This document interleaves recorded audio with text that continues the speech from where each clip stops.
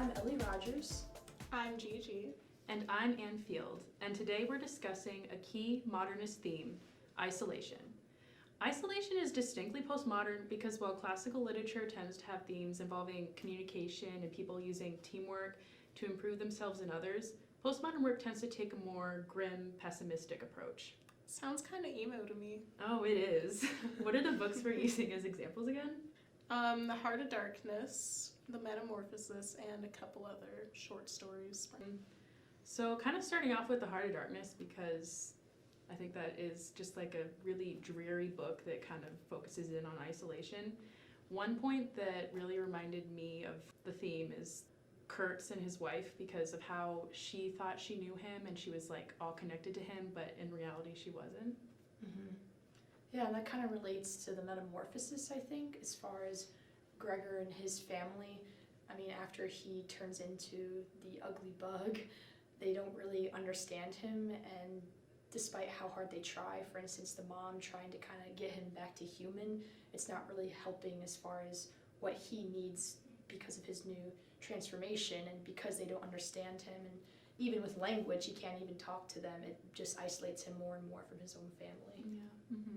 Yeah, both Kurtz and Gregor get sort of cut off from society. Kurtz does when he goes into the Heart of Darkness in Africa and is really isolated from the society from whence he came. And then Gregor, after his transformation, he gets physically isolated by his family when they put him away into his room and lock the door, but also mentally isolated because he can't talk to them and they assume that he can't understand them, so they just stop talking to him. So they're both isolated in that sense, and they both become further dehumanized. Yeah, I thought that was interesting, just the way that we got to see how the isolation affected them and kind of stripped them of their humanity, like literally in the Metamorphosis, how he became more bud-like, just crawling around, and then with Kurtz, just how he started killing people and was more of just a monster in the traditional sense. But yeah, I think the mental isolation especially is important to think about, say in the Metamorphosis, when he's in his head and he can't communicate, and I think that really contributes to it. And it also kind of ties in with some short stories that we read, I think. Yeah, so in a couple of the stories we've read, The Odor of Chrysanthemums and The Garden Party, they both feature characters who, by the end of the story, through witnessing some great tragedy, they sort of face this realization moment, almost like this awakening of ascending in a way to a greater state of mind, become a lot more aware of the world around them. They become a lot more aware of life itself and a whole bunch of other psychological stuff, but then they are isolated after they've made this realization because they can no longer relate to the people around them. For instance, in The Garden Party, after the protagonist, she's the only one in her family who's really aware of the classism surrounding their garden party. And then after she visits the home of the family of a man who was killed, she then reaches this great realization, but she can't even articulate it to her brother, and he just kind of laughs her off and totally doesn't listen to her at all.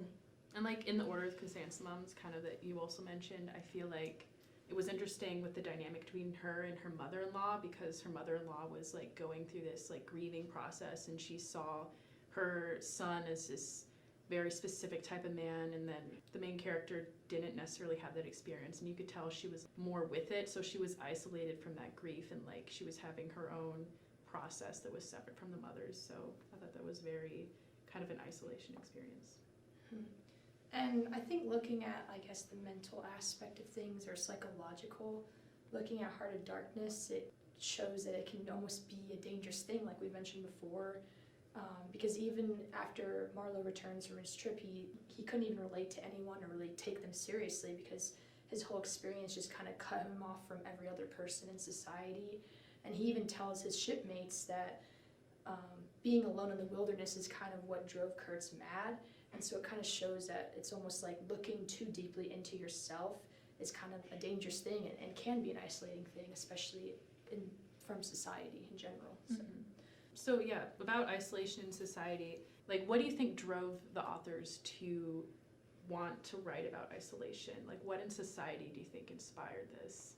Well, these stories are, of course, modernist works, and the modernist literary movement was really influenced by certain events happening in the world, like mass industrialization and the rising middle class and things like that. Like, I know that Franz Kafka, the author of the Metamorphosis, he lived in a situation very similar to Gregor. He was like a worker by day, and he would work all day, and then he would come home and write at night, so he pretty much never got a break.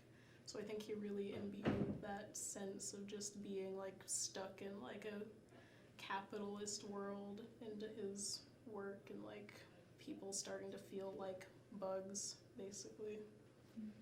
And I think just realism in general, just looking and realizing that life isn't always rainbows and butterflies.